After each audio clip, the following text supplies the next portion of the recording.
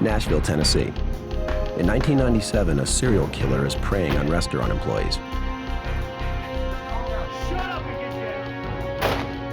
He leaves no clues and tries to murder all witnesses.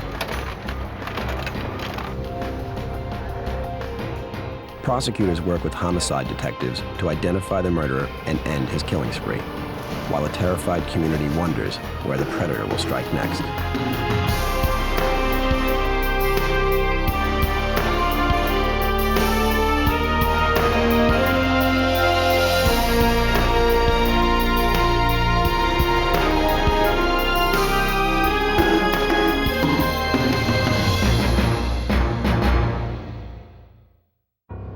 Tennessee Assistant Attorney General Tom Henderson worked with other prosecutors and local police in an intense search for an elusive and vicious killer. He was void of any emotions. He wouldn't kill you or kill me without a reason, but if we had a dollar he wanted, he'd kill us for it, and without any thought or without any remorse.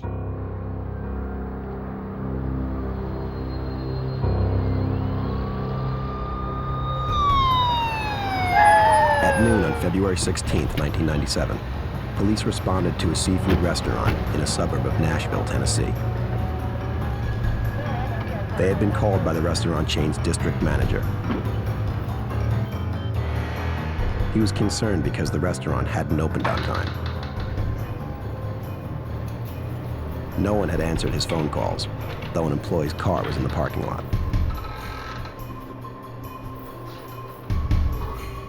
No employees seemed to be inside. The restaurant's safe was open and empty. So was the cash register. Police hoped it had just been a robbery. Then, they discovered two bodies, dead from multiple gunshot wounds. Officers called in an apparent double homicide. Medics, crime scene search unit.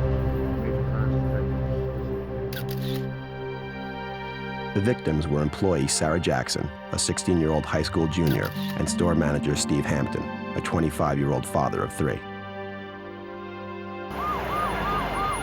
Nashville Metro Police homicide detective Pat Pastiglione responded to the scene. When I arrived, what my job is, after I interview the initial detectives, is to perform what they call a walkthrough. I go with the ID techs and we go through the entire crime scene. In this particular case, what struck me was that the crime scene was not what we call a typical crime scene, if there is such a thing. This crime scene was very clean. The place looked like it was ready to open at any minute. The tables were all neatly arranged. It was not your typical ransacked type crime scene. Police determined that both victims had been shot in the head, execution style. 12 total shots had been fired. The brutal efficiency of the crime indicated an experienced criminal was responsible. The person that did this probably has done the same thing in the past in the way the crime scene was left, the fact that the business was locked, delaying discovery of the victims, and the cold-blooded nature in which the victims were killed. An audit of the cash register receipts revealed that $6,000 to $7,000 had been taken. Forensic technicians processed the restaurant, recovering dozens of latent fingerprints. They would be compared to known prints of employees in an attempt to uncover foreign prints, perhaps from the killer. The only sign of disarray was a trash bag on the floor. Underneath the trash bag, we found a shoe print, and we knew that that shoe print was made prior to the bag being placed there. And we know that because the store was clean and mopped prior to that, and both victims' shoe prints were eliminated from that particular print. So we knew we had something at least to go on. The size of the print suggested it had been left by an adult male. The crime scene indicated that the victims had not put up a fight. There was nothing to suggest that the victims resisted in any way, shape, or form. I think that's the part that upset us the most when we got to the crime scene, was the fact that these young kids did nothing other than cooperate with this man. He still felt it necessary to eliminate them, in our mind, as witnesses. And that's exactly what he did. The two witnesses inside had been killed. But then the detective noticed a security camera on a nearby bank building. It was pointed directly at the rear entrance of the restaurant. If the killer had run out that way, his image might have been captured and an identification could be made. Detectives requested the bank's video footage for review.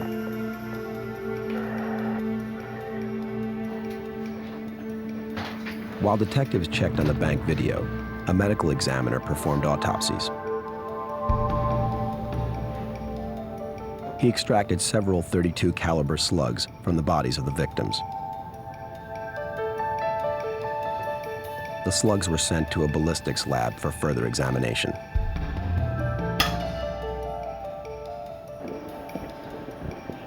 Detectives hoped the bank's video footage would give them a suspect. But they soon found out the camera had been undergoing repairs on the night of the double murder. They hoped another lead would surface soon. The lead came quickly. On the day the bodies were discovered, a man walking along Ellington Parkway noticed identity cards in the grass. They were for the children of Steve Hampton, the store manager who had been killed. It was just a few miles from the crime scene. The man contacted police, who responded to the parkway. We fanned out across Ellington Parkway and we walked 3.1 miles all the way down, and we found 7 or 8 items belonging to Steve Hampton. Library cards, insurance cards, driver's license, movie rental cards. As it turns out, the person that committed the robbery was throwing these items out along Ellington Parkway as he drove. Investigators hoped the cards would yield physical evidence. And we were fortunate because on the movie rental card, we found a portion of a thumbprint, a right thumbprint. Examiners compared the print to those of Steve Hampton and his family. We felt comfortable that the print probably belonged to the suspect. We know it didn't belong to the victim or anybody associated with the victim that we knew of. So our hope was this print belongs to the killer. Ballistics examination might provide another link to the killer. Examiners compared the .32 caliber slugs recovered from the victims.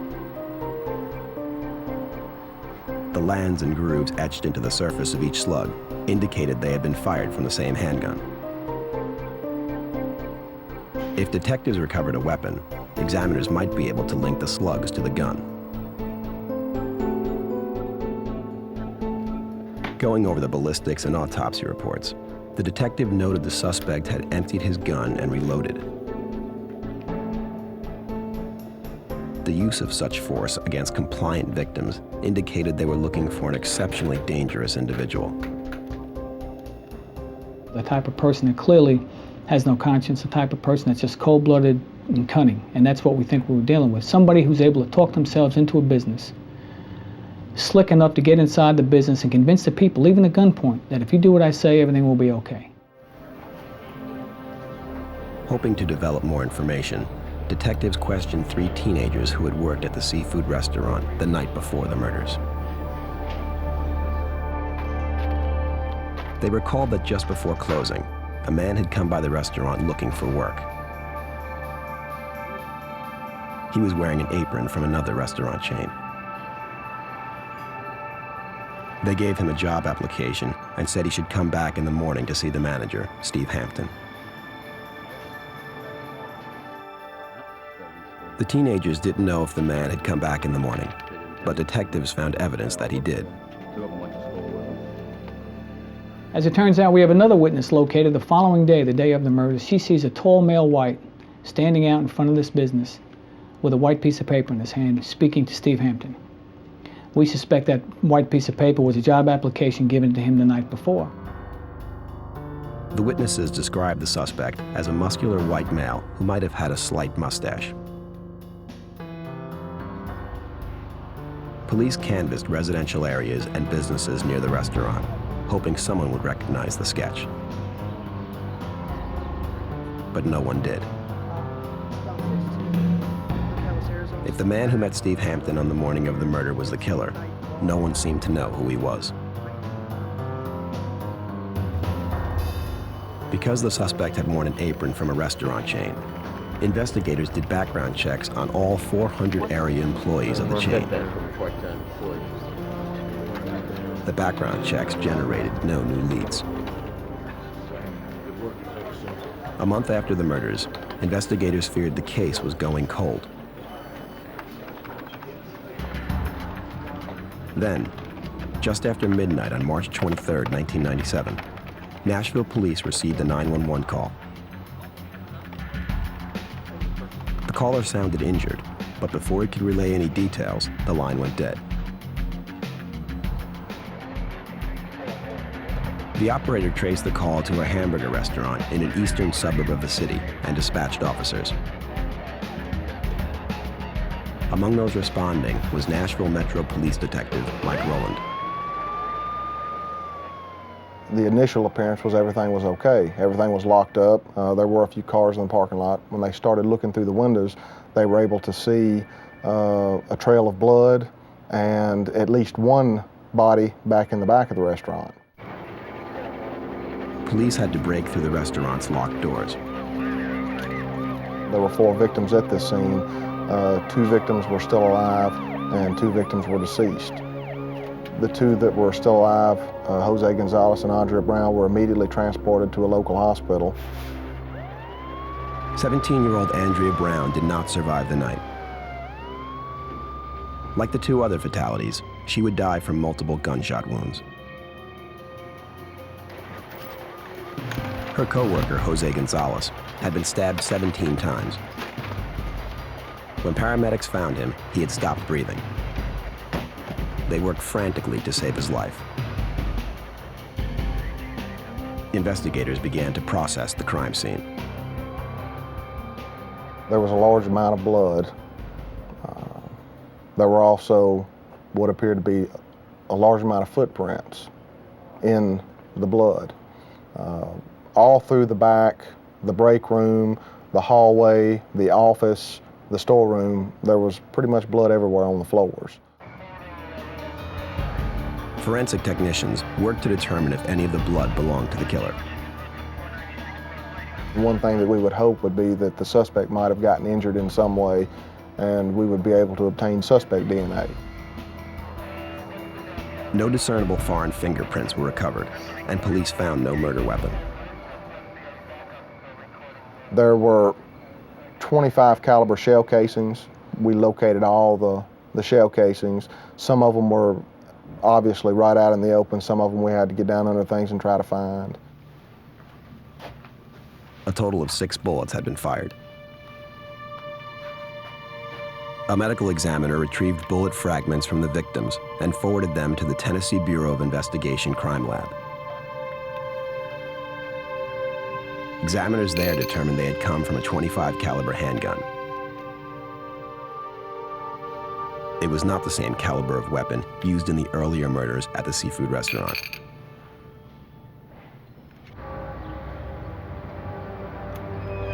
Detectives Bastiglione and Rowland learned the shoe prints from the 2 robbery murders did not match. Despite this and the difference in weapons, they believed the 2 incidents were connected. This is 2.7 miles from the first business. It's pretty hard to imagine these 2 types of crimes happening in our city and they not be connected. Investigators contacted Deputy District Attorney General Tom Thurman. He would help organize the multi-agency investigation. At this time, a task force was formed. The police, again, obviously, very intense investigation, attempting to find physical evidence. Police felt they had the same suspect. It appeared that we almost had a maniac on our hands. The task force worked quickly to develop information. That task force consisted of several police officers on a full-time basis answering telephones with a specifically designed phone number that would pertain only to this case. Police also set up an email address to collect every possible lead. They were getting all kinds of calls they were having to chase down. We're checking out every lead possible. I mean, the lead books were just amazing how many calls they had and people reporting things. As police continued their investigation, the only survivor of either crime was recovering in the hospital. When his doctors allowed it, a detective went to interview Jose Gonzalez.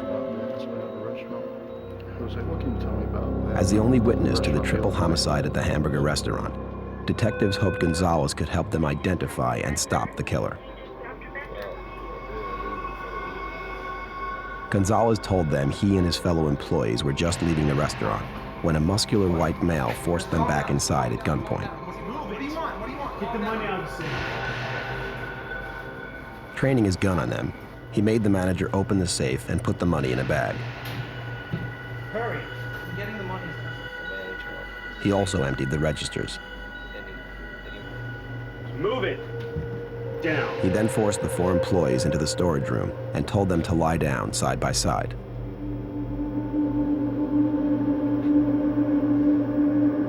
The killer shot the first 3 employees twice in the head. When he got to Gonzalez and tried to fire, his revolver was empty. Suspect started backing up, and Jose, scared to death, he jumps up and tried to fight. During the fight, he was knocked to the ground and started feeling the sharp pains in his back and his neck, head. He went down and played dead. The killer ran off. The last thing Gonzalez remembered was dialing 911.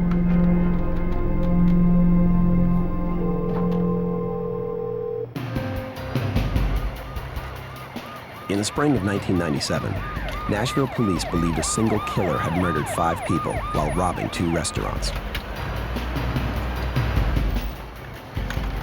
One victim of the second attack survived, having been stabbed 17 times.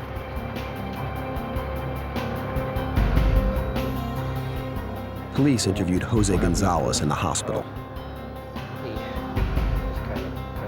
Gonzalez helped police create a sketch of the man who nearly killed him. The drawing closely resembled the suspect in the first attack at a seafood restaurant. Detective Sergeant Pat Bastiglione had been working that case. He now teamed up with Detective Mike Rowland. Sergeant Bastiglione and I began working real close together at that point. We knew that the restaurants were going to be connected. We felt really strong they were going to be connected. Police increased patrols around the area's dozens of fast food restaurants. They couldn't predict the killer's next target. Clearly the pressure was on. We were trying to locate this person before he struck again. A month after the second restaurant killings, police received a 911 call from an ice cream shop in Clarksville, Tennessee, just outside Nashville.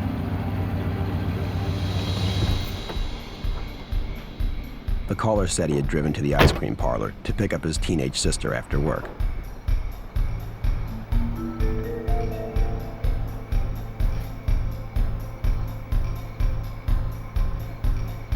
When he arrived, the front door was unlocked, but no one seemed to be inside.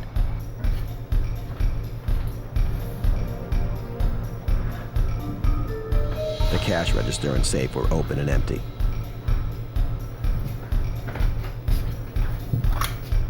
When he couldn't find his sister, he called 911. Police found no fingerprints or signs of a struggle. They determined that 16-year-old Michelle Mace and 22-year-old Angela Holmes were scheduled to work that night. Michelle's brother said he had dropped his sister off at the beginning of her shift.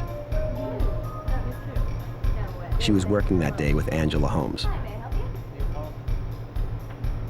Just before 10 p.m., Michelle had called for a ride. That was the last time he had heard from his sister. The incident might be related to the other attacks. Anybody that you know might have came by, saw him? But this time, there were no bodies. Detective Robert Miller of the Clarksville Police Department was the lead investigator on the ice cream shop case. I guess you hope that it's not going to be a homicide. You hope that maybe the girls are going to be found the next morning, that maybe even if it is a robbery, that something, they've been placed somewhere, and that we're going to find them. Those hopes were dashed the next morning when police responded to a call from Dunbar State Park, 3 miles from the ice cream shop. There was a man walking his dog around 9 o'clock, 9:30, who happened to be on one of the trails around a lake, and he found what he thought was either a mannequin or a body just in the water's edge.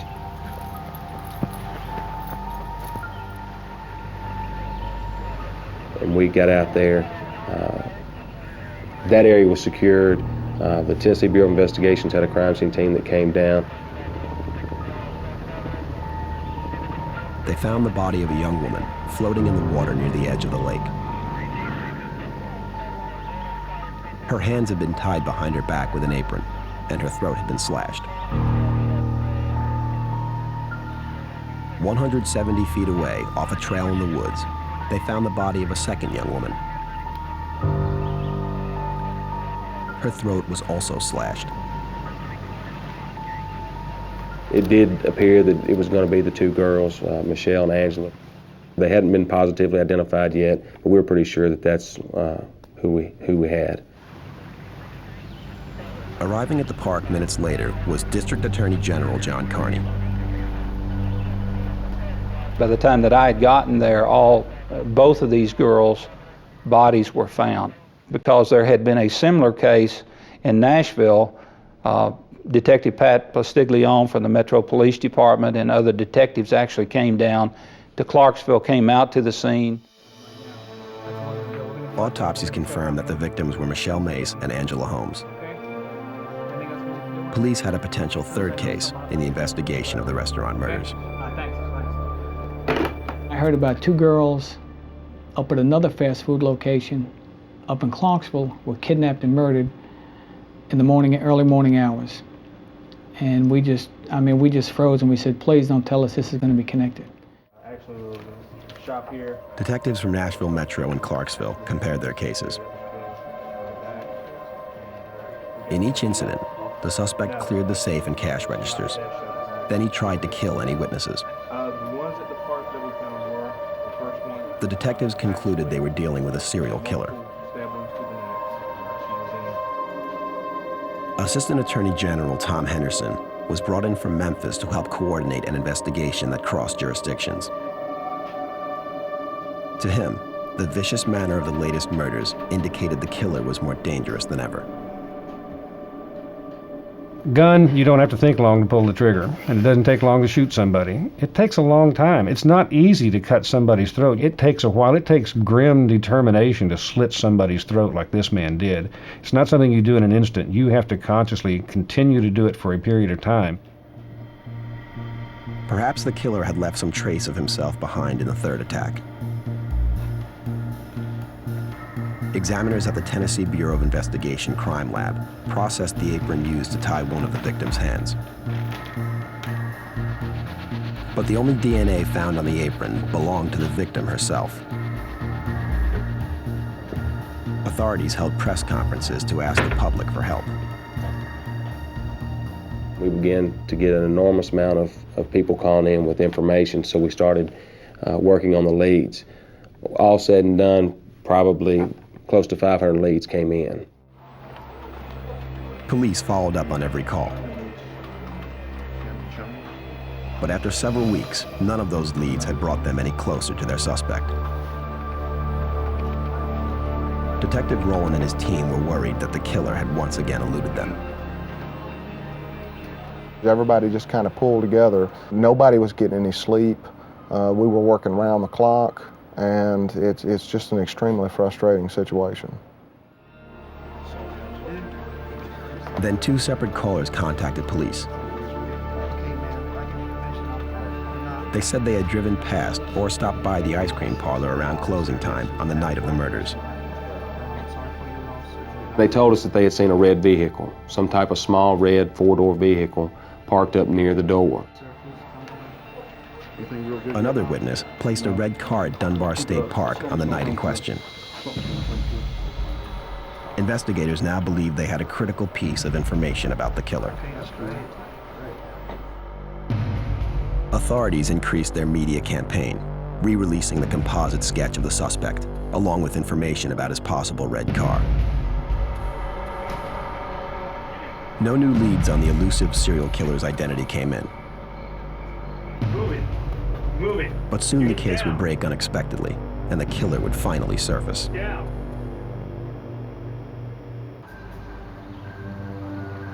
In the spring of 1997, 7 people were murdered in Nashville by a serial killer who targeted restaurants late at night. Investigators believe the suspect drove a red car. Using the local media, authorities have been asking the public for their help. Soon, they got it. On June 1st, 1997, Mitch Roberts, the manager of a local family restaurant, spent a quiet evening with his family. Are you expecting anybody?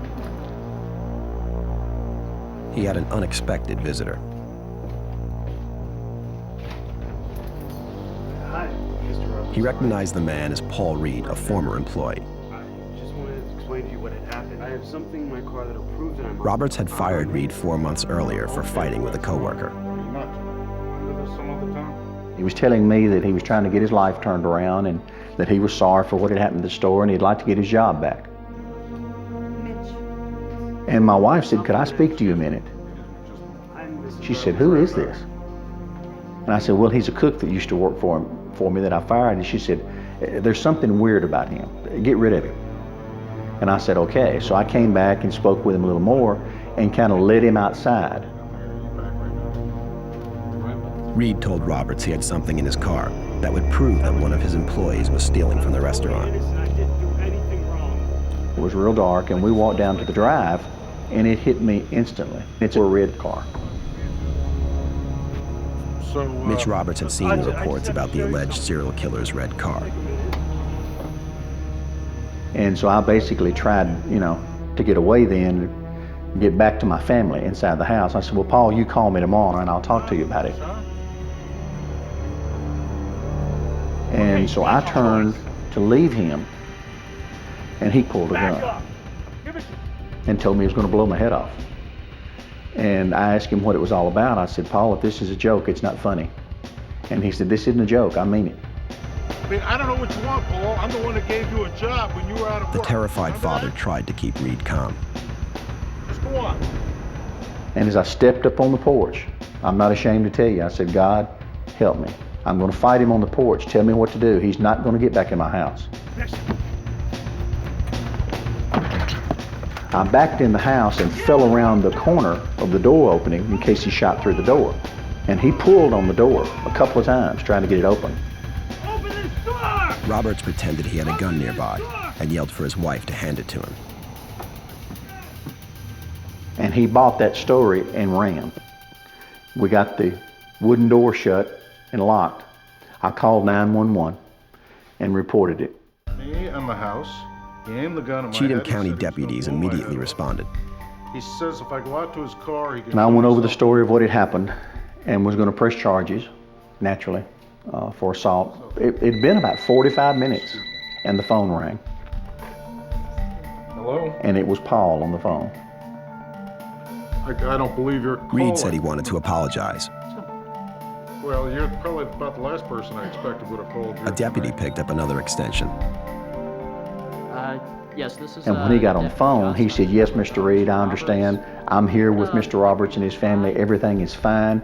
You're not in any trouble right now, but we need to clear this up before tomorrow. And I think that's a good idea that you come back to his house, and we'll do this." So when Paul drove back to the house, there were 6 deputies here waiting for him. Reid was taken into custody and charged with aggravated assault. Why are you doing this? Come around the front door. I haven't done anything. The friend who drove him to Roberts' house was questioned and released.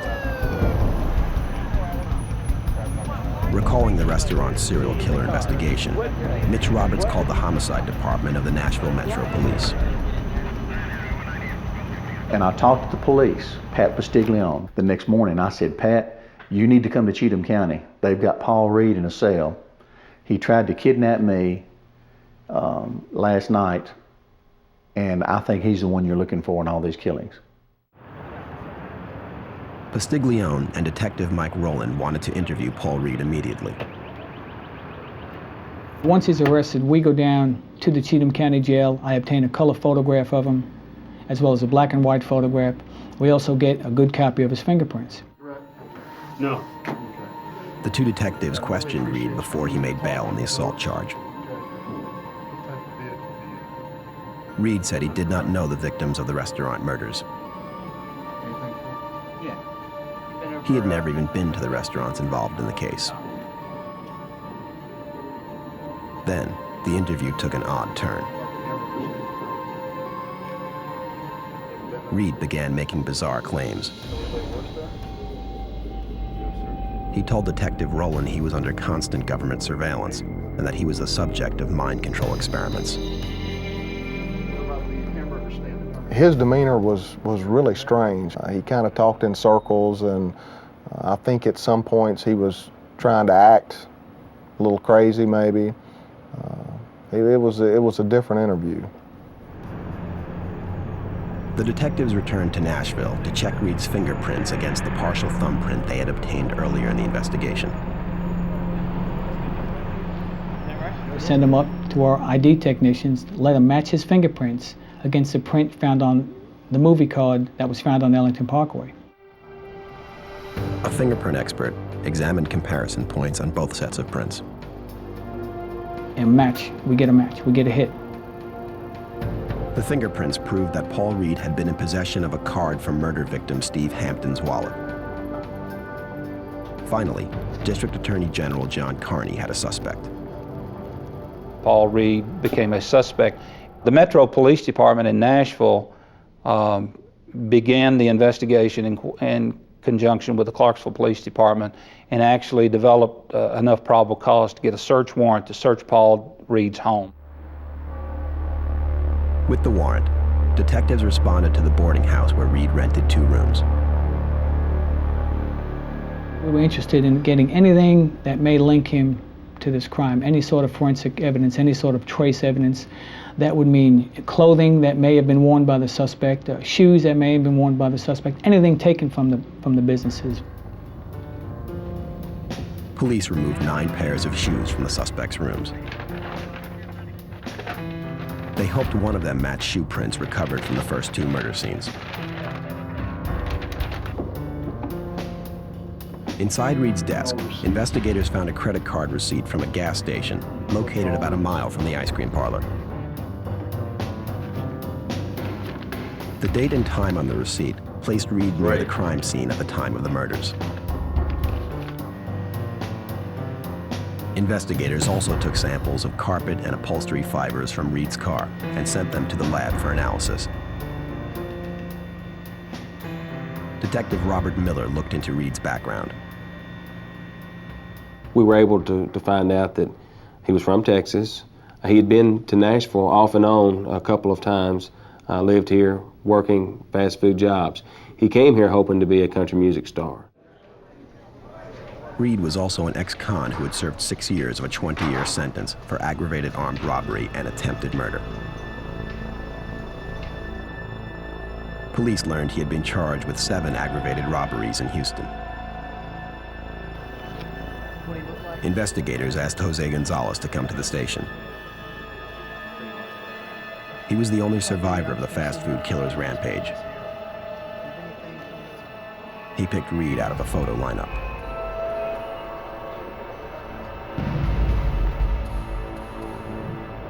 On June 25, 1997, Paul Dennis Reid was indicted by a grand jury for the execution-style murders of Michelle Mace and Angela Holmes.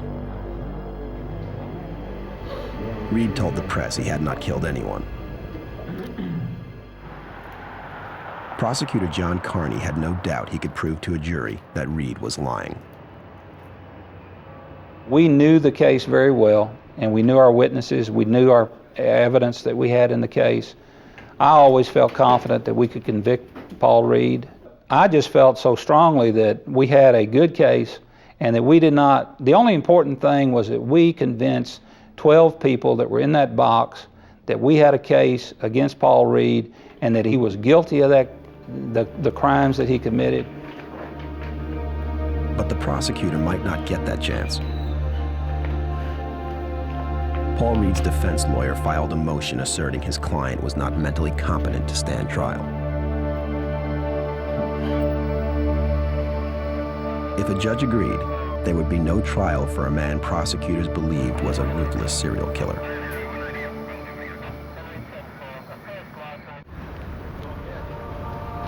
"39-year-old Paul Reid had been indicted by a Tennessee grand jury for 7 murders and 3 separate attacks on restaurants. 2 of the charges stemmed from the violent murders of employees of a Clarksville ice cream parlor. Prosecutor John Carney believed his case was the strongest. Our case here in Clarksville had the most evidence that linked Paul Reid to any one of the cases. We had the most physical evidence directly linking him to both of these murders. The victims, 22-year-old Angela Holmes and 16-year-old Michelle Mace, were found in a state park near the ice cream shop where they worked.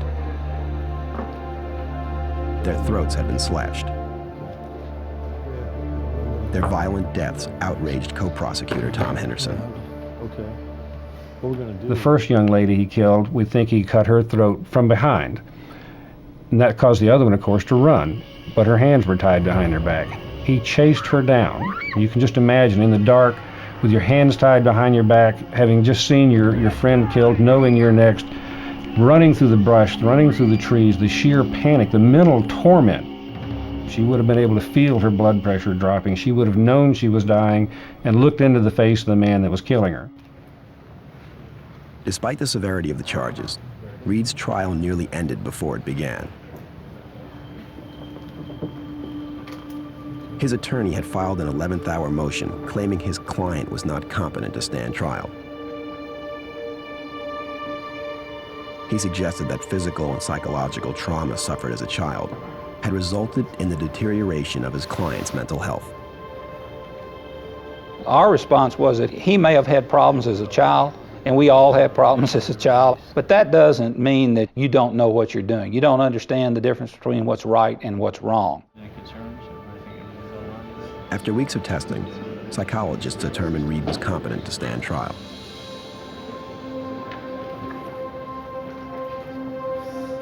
Because of the heavy media coverage of the case, the jury had to be selected from outside Nashville.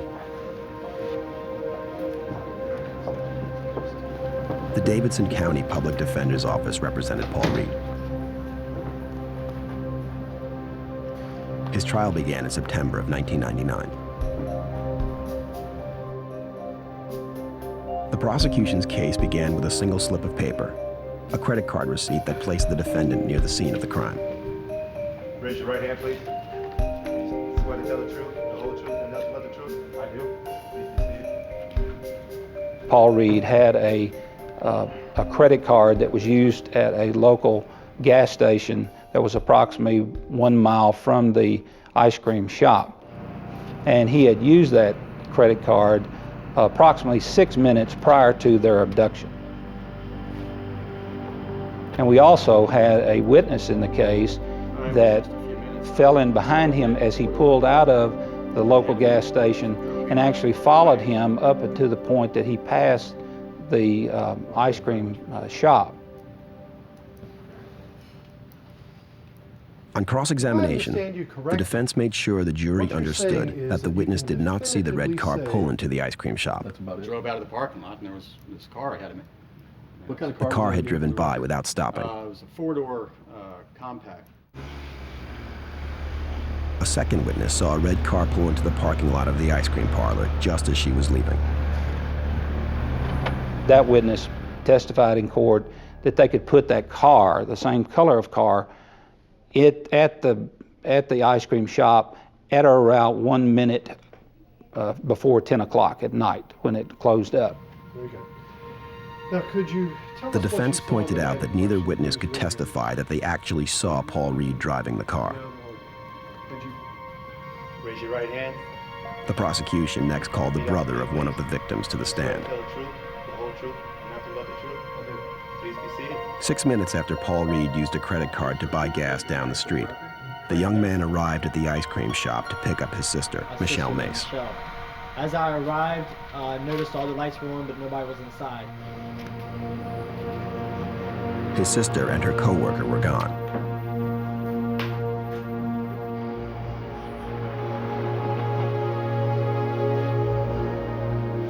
By 10 minutes after 10, he called the police.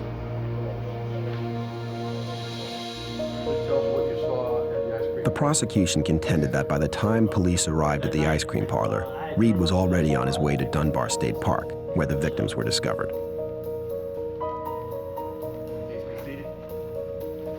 Prosecutors next focused on that second crime scene and tried to place Reid there. A young man testified that at 10:30 on the night of the murders, he and some friends saw a red four-door car parked at Dunbar Cave. Could you tell Again, me what the defense pointed out that the witness had only seen a car similar to the one Reid owned. He had not actually seen Reid himself. The prosecution had established that the ice cream parlor was the last place the victims were seen alive. Questioning a forensic specialist on the scene that night, the defense brought out a key point. None of the defendant's fingerprints or shoe prints were found in the ice cream parlor. nothing to link the crime scene with my client? Yes. There was no forensic evidence to prove that Reid had ever been there. Prosecution, would you like to ask some questions? No, Your Honor. Please be seated. Prosecutors claimed they could prove that the victims, Michelle Mace and Angela Holmes, had been inside Paul Reid's car. I am a forensics expert. On the car in question, did you take... Prosecutor John Carney called an expert in forensic fiber analysis, who believed fibers recovered from the victims matched those found on Reid's shoes. There were 4 different fibers that were different and distinct from one another that were actually found on the victim's clothing and were also found on actually embedded into Paul Reid's shoes. Thank you very much. Defense, would you like to prosecute? To the prosecution, this was compelling evidence of Reid's guilt. On cross-examination, the defense asked if the fibers could have come from other cars. The fibers, she admitted, could have come from thousands of other vehicles. I cannot say that, but what I can say is that it would come from a car exactly like his. It would have to be a car with the exact same upholstery, the exact same carpet. It would come from a car. The fiber expert also confirmed that a team of evidence technicians spent 13 hours searching Reid's car, but found no hairs or fibers from the victims inside. Match my client's car. To the defense, this was proof that Michelle Mace and Angela Holmes had never been in the defendant's car. No further questions. Point by Your Honor. point, the defense had countered the state's case against Paul Reid. Thank you, ma'am. Be seated. But the prosecution would next present forensic evidence that they hoped would prove conclusively that Reid was responsible for the deaths of the 2 girls at Dunbar State Park.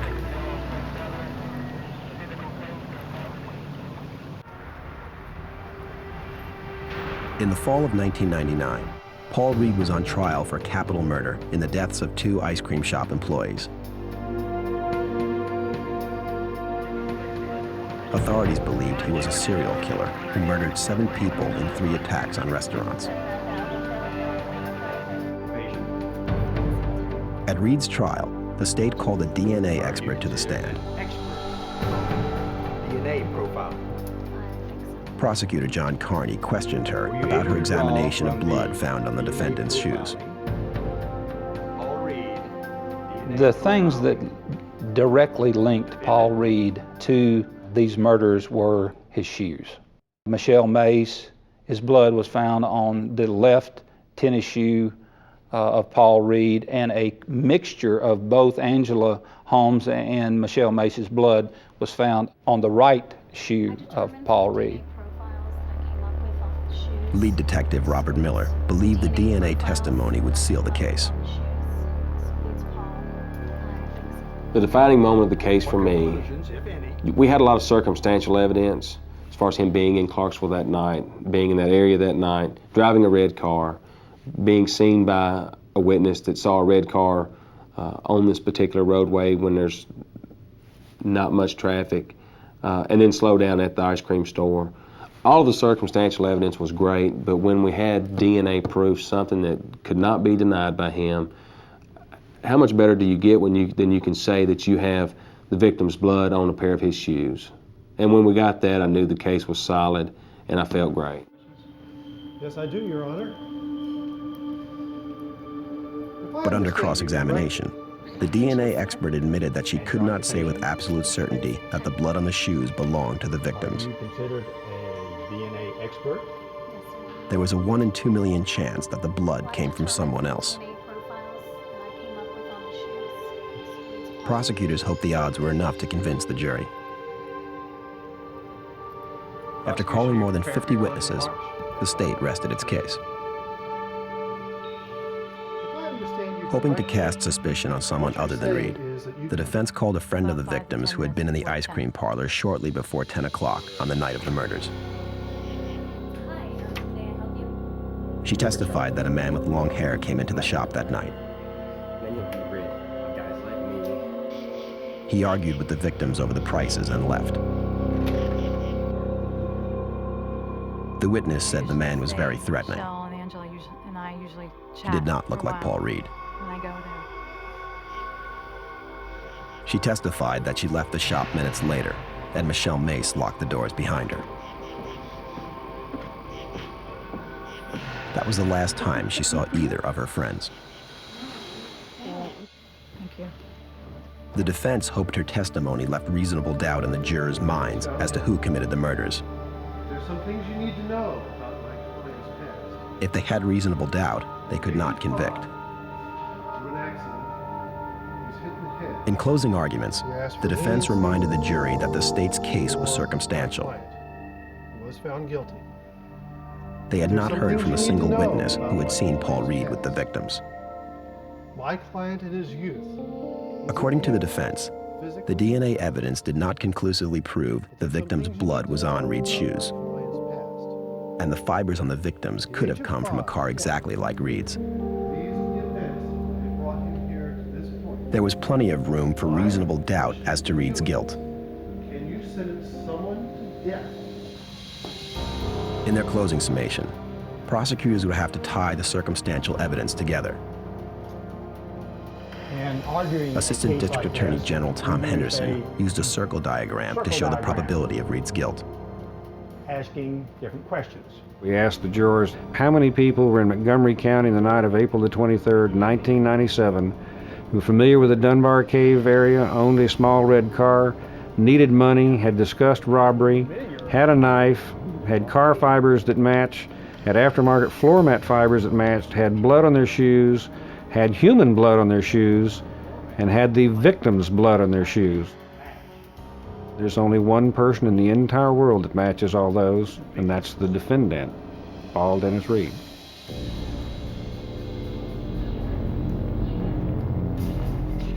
On September 22, 1999, Reid was found guilty of the murders of Angela Holmes and Michelle Mace. In separate trials, he was also convicted of the murders of restaurant employees Steve Hampton, Sarah Jackson, Ronald Santiago, Robert Sewell, and Andrea Brown. Reid received a total of 7 death sentences, 1 for each victim. Paul Dennis Reid was sent to death row at Brushy Mountain State Prison in Tennessee.